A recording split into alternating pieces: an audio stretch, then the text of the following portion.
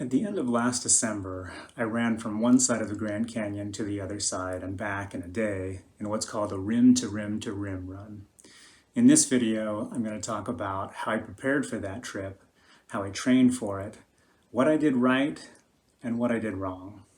I did a lollipop run, which started at the Yavapai Lodge, went down the South Kaibab Trail, crossed the Colorado River, went up the North Kaibab Trail. I touched the sign at the North Rim, turned around, came back, and then went up the Bright Angel Trail, and I ran through the village and got back to my lodge about a little after 12 a.m. So total round trip mileage was about 48 miles, about 10,500 feet, and it took me about 19 hours, a little over 19 hours. I'd first heard of rim-to-rim runs and rim-to-rim-to-rim runs from a running partner of mine who had done it with some friends, and when she told me about it, I just couldn't fathom running that far. To me, it was just almost unreachable. And that was about 2 or 3 years ago. So in early fall of last year, I started thinking about doing this and really seriously considering it. My initial plan was to go on a vacation with my family, with my wife and kids, and have them drop me off at the North Rim and then run to the South Rim and meet them there for dinner.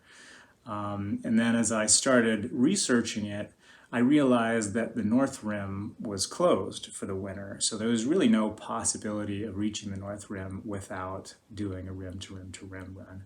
And this is when I really started seriously considering just what it was going to take to do this run. So I mapped out the course. I did a lot of research. I started getting on Facebook groups and asking questions. I started watching videos. I started mapping out the route on Gaia and trying to figure out just how many miles and how much elevation I was going to need to do and what I was going to need to train for. And I realized that I had to do a lot in about 2.5 months. So when I first started my training at about 30 to 40 miles a week, I was running probably 10 to 15,000 feet of vertical every week. By the end of my training, I was running 60 to 70 miles and a little over 20,000 feet of vertical every week. It was tough to progress, but I just paced myself, went up one week, came down the next week, and just tried to cycle that. So up, down, up higher, down a little bit, and up higher until I hit the level that I wanted to hit for this run. The good thing about running it in the winter time is that the temperatures are cooler. And that means down in the bottom of the Grand Canyon, you're just not hitting the hot temperatures that you normally would in the spring. And certainly the summer. On the other hand, in the wintertime, the rims, both the South Rim and the North Rim, can dip into the teens. And when I was looking at the weather report heading into the end of December, some of the nighttime temperatures were looking close to the single digits. So I was getting a little worried about how cold it was going to get. When I was there, it was covered with snow and very, very cold. I just went to the top of the North Kaibab Trail and touched the sign and turned around. I didn't venture into the area where the main lodge was because that was about 1.5 miles away, and that would have been running through, I don't know, half a foot of snow in very cold temperatures. And I was pretty cold when I reached that North Rim. There's no cell phone service. As far as I could tell, there was no emergency phone at the trailhead. There might have been something near the lodge, the Grand Canyon Lodge at the North Rim, but I don't know that for sure. Even if you go with a partner, I would really encourage both people to carry a satellite SOS device like the Garmin or similar. Because just in retrospect, if I'd injured myself on that North Rim, I don't know if I would have been able to get help at all. I think that was one of my biggest mistakes, was to not have a satellite SOS device. The big issue is that North Rim is very remote. And if something happened, if it was an icy trail, if I'd slipped and fallen, maybe broken my ankle or even twisted my ankle or, hurt my hand or something like that, anything that slowed me down, that could have potentially been very life-threatening. One of the reasons I wanted to go down the South Kaibab in the morning was because I knew it was an exposed ridge and I'd get beautiful views of the sunrise provided the weather was okay.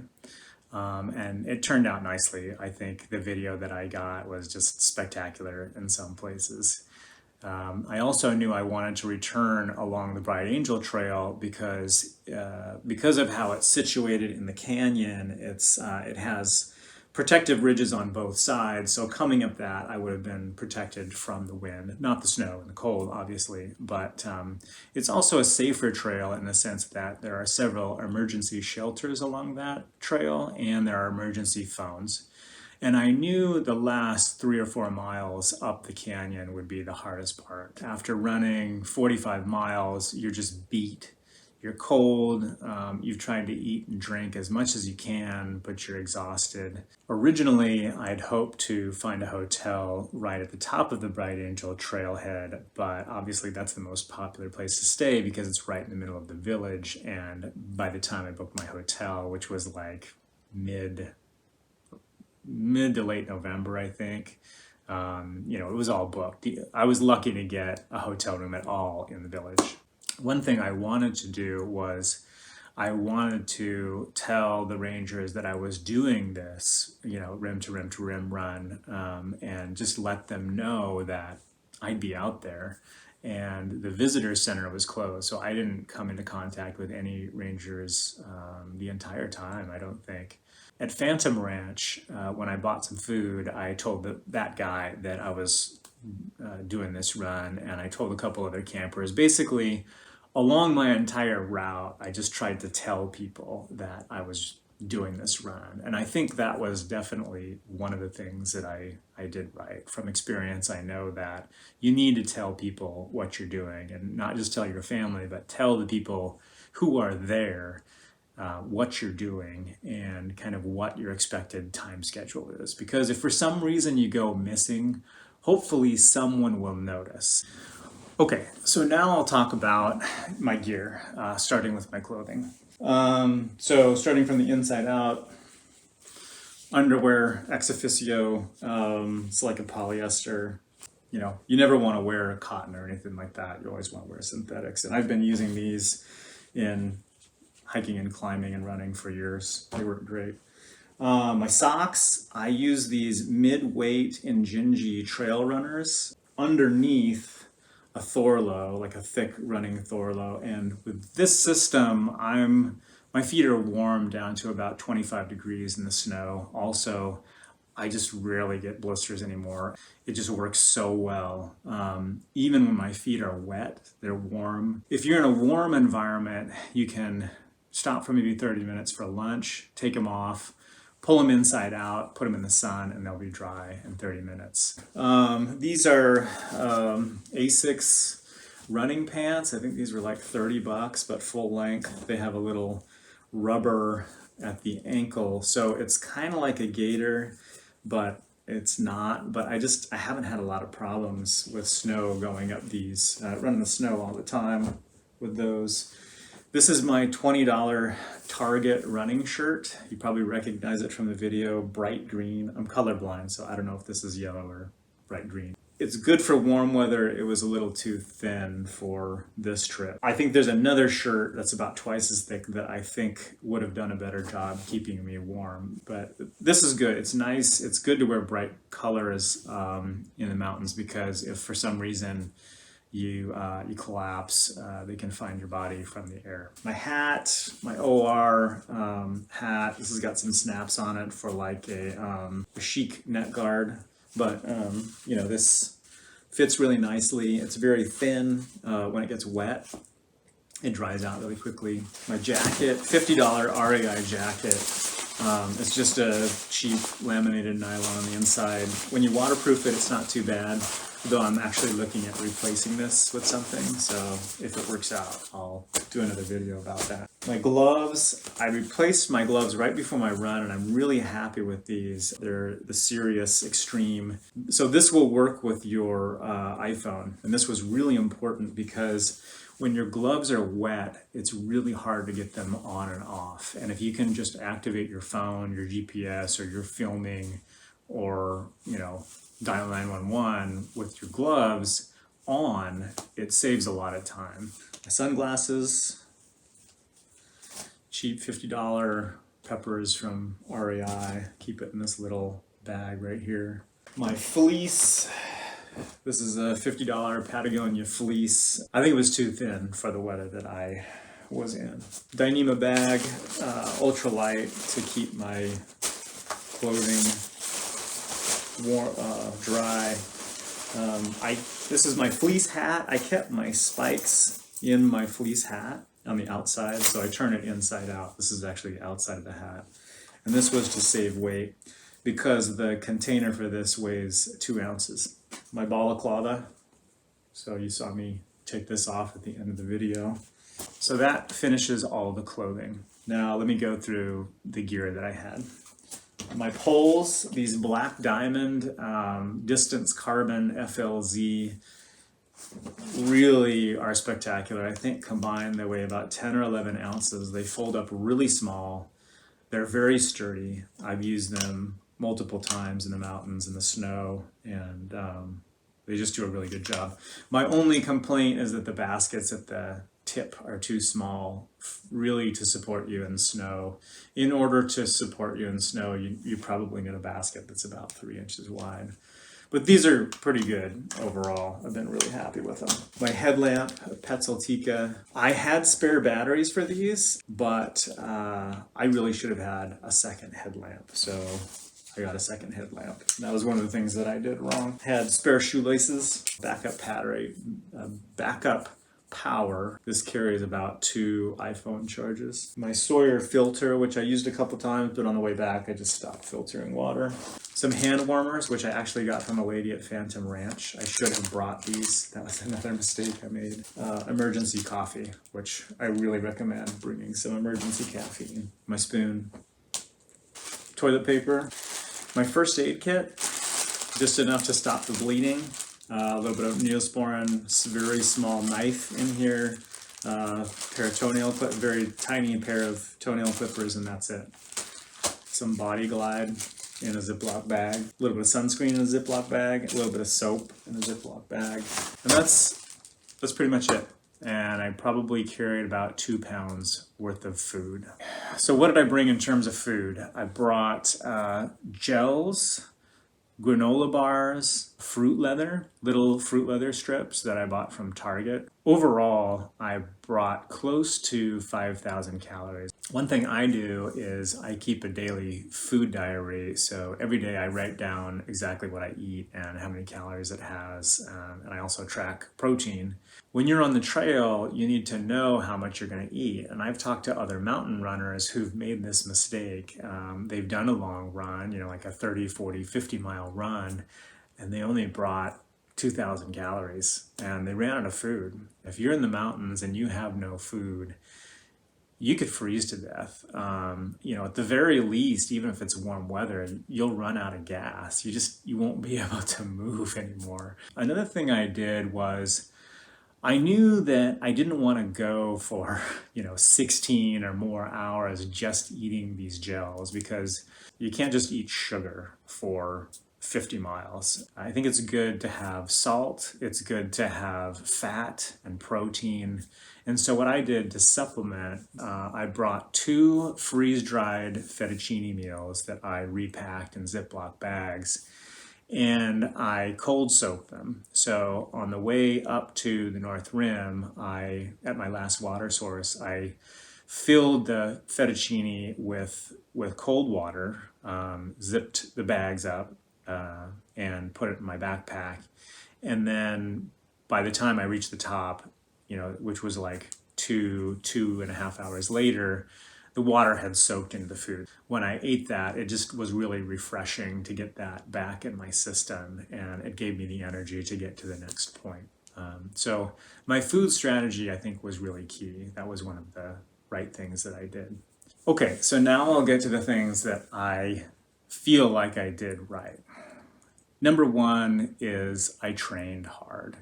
In late October, my weekly distance was about 40 miles per week and about 10 to 15,000 feet of vertical per week. And by the time I left for my trip at the end of December, my weekly mileage was about 60 to 70 miles per week and a little over 20,000 feet of vertical. I was running trails in the Cascade Mountains that were arguably far more rugged than anything I saw in the Grand Canyon. You know, I ran hours in the ice cold rain and the snow with wet clothing. So I was training in the conditions that I expected to encounter for hours at a time. So I was really preparing myself mentally for this run and just getting myself to where, you know, no matter how crappy I felt, I could just keep going. I also trained in the clothes that I knew I was going to wear. I carried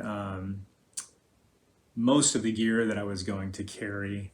I really can't emphasize how important it is to train in the conditions that you expect to train in. You really need to get your mind and your body and your habits in the frame that they're going to be in when you do that run. Another thing I think I did right is that I have a refined system that I've developed over many years of mountaineering and long distance hiking. So I knew everything I needed to carry and exactly how to carry it. And I put everything in the same spot every time so I can find it in the dark, and particularly my first aid kit and my spare batteries for my headlamp. I also thoroughly researched the route as much as possible before the trip. I talked to people on Facebook. I watched a lot of videos. I plotted out the route on Gaia, so I knew exactly how many miles it was. I looked at as many details of the map as I could. I kept an eye on the weather. I read trip reports. I read blogs. I talked to people who had done the run before and asked them questions. I just tried to get as much information about that route as I could so I knew exactly what to expect. I really didn't want surprises, especially when you're filming, because filming takes so long. It adds so much to the time that you have to spend on the trail. Another thing I did was I created a schedule for the run. I planned out the route. I knew my approximate trail speed, and even though I was filming, I accounted for that. And so I said, I expect to be at the Phantom Ranch at 9:30. I want to be at Cottonwood Camp by, 10:30 or 11. So at least then, even though if you've watched the video, you know I didn't stay on my schedule and I kept saying I'm about 2 hours behind schedule. At least I knew I was 2 hours behind schedule and I knew I had to pick it up. And I think it's really important to just have an idea of where you should be at any particular time, right? But if you kind of have no idea how long it's going to take you to get someplace, then you have no idea how long it's going to take you to get back. I also had a retreat and emergency plan at multiple points along the route. If anything happened that knocked me unconscious or incapable of moving, I would have been dead. And that's true for any mountain run, whether you have an SOS device or not. If you can't signal that device and you're unconscious, you're probably going to go hypothermic and die if you haven't died already. So my assumption was that if I was going to survive in a situation where I had possibility of survival, I would have had to move myself. On the trail when I'm running, if I slip and fall and hit a rock, probably the worst thing that's going to happen is a broken ankle or maybe a cracked kneecap. But something that causes a lot of pain, but something I could potentially just push through. If I'm never more than a few miles from some place where I can contact help, then I've kind of got, somewhat of a rescue plan. Like I've said before, I think an SOS device would have been a much better thing to have. So I think that would have been very valuable. But I did have some idea of what could potentially happen and how I was going to get out of it. Another thing I could have done is, let's say I hadn't injured myself, but I was just exhausted and I'd done something dumb, like taken forever to get up to North Kaibab and not turned around when I should have. You know, I could have broken a window on one of the ranger cabins north of Cottonwood, or if I got into Cottonwood Camp and I just couldn't run any further, I had $100 in my pack that I would have just offered someone to stay in their tent. You know, like, here, buddy, if you let me stay in your tent, here's $100, please. You know, I'm dying. Of course, going into the run, I knew that I was pretty sure that I had the physical fitness to get done with it. Another thing I think that was really important was I arrived a day and a half before my run to acclimatize to the altitude. So I flew into Vegas on a Friday. I drove to Grand Canyon Village that evening, spent a full night at the South Rim, which is about 6,800 feet. And then the day after that, I just kind of took it easy. I scoped out the route that I needed to run in the morning. I just want to make sure that when I woke up at 5 in the morning, you know, your brain's not working very well. So you just get outside the hotel room. I know I've got to walk along this sidewalk, and then over here I've got to turn left and go along this path. And that was really important because the South Rim is about 7,000 feet and the North Rim is a little over 8,000 feet. And on my previous run, a couple months earlier, where I'd done the Enchantments Traverse, I got altitude sick. So I'd learned that lesson, and I took that lesson to heart. Unfortunately, I periodically have to relearn that lesson. But anyway, if you're going to do this run or hike, I would recommend getting there and giving yourself like at least 24 hours at that altitude to acclimatize and just kind of rest. Another thing I did was I created a checklist before my trip, and I created a schedule of things, a schedule for the day of. One of the problems I always have is before I go on a trip, I'm rushing to get stuff done at work, I'm rushing to get stuff done around the house, and I forget stuff, like my iPhone charger cord, right? Like in the last 8 hours of that run, I had to recharge my phone. What if I'd forgotten my charger cord? Well, my phone has my GPS on it. What if I'd forgotten my hotel room key? I got back after midnight, after the main office was closed. So if I'd forgotten my hotel room key, I probably would have had to sleep in the hallway. Creating that checklist and creating a checklist for the morning of, all these little things that you need to remember. And if you forgot one of them, you'd be fucked. Another thing I've learned from getting lost time and time again is to just check your GPS religiously. Let's say you don't do that and you go for 15 minutes and you check your GPS again and you realize you accidentally went off on a fork or you missed that sharp turnoff that you should have taken. You got to go back and you've just lost 30 minutes. So always check your GPS religiously. Another thing I think I always encourage people to do is if you need help, ask for it. I was prepared to ask for help. And whenever someone offered me something, some sort of help, I accepted it. I didn't tell myself, oh, I've got to do this on my own. When I got back to Phantom Ranch at, a little after 7, the guy offered me hot water. I took the hot water. He offered me a hot chocolate. I took the hot chocolate. A woman offered me hand warmers. I took the hand warmers. It was like, I'm not going to be proud and get myself into trouble. If someone's offering me help, if someone had offered me a steak sandwich, I would have taken that steak sandwich. One of the things that I've learned over the years from listening to talks and reading trip reports is that the way people survive the cold is by moving. People that have been lost for days in the snow and they don't even have food and their clothing is not even that good, they may find them alive because those people have just kept moving. They walk in circles, they walk back and forth, they walk up and down a hill or whatever, but they don't sit still. They keep themselves warm. So I no matter what, I just kept moving. I ate and I kept moving. And that's really the only source of heat that your body has. Obviously, when you're out there in the mountains, you just have to eat and move, eat and move. But a big part of it is just making sure that you eat regularly and that you bring the foods that you like, that you know you're going to eat. So what did I do wrong? I would say the primary thing was I did not give myself enough time to train to the level that I should have trained to. In retrospect, I probably should have been able to do 2 40-mile runs with maybe 12 to 14,000 feet of vertical. If I'd done 2 runs like that, I think I would have given myself just a little bit more margin on that run. Another thing is I was not training with as much weight as I really should have been training. All my gear together and water and food probably added up to about 10 pounds. And that's really, I think, what you need to train with.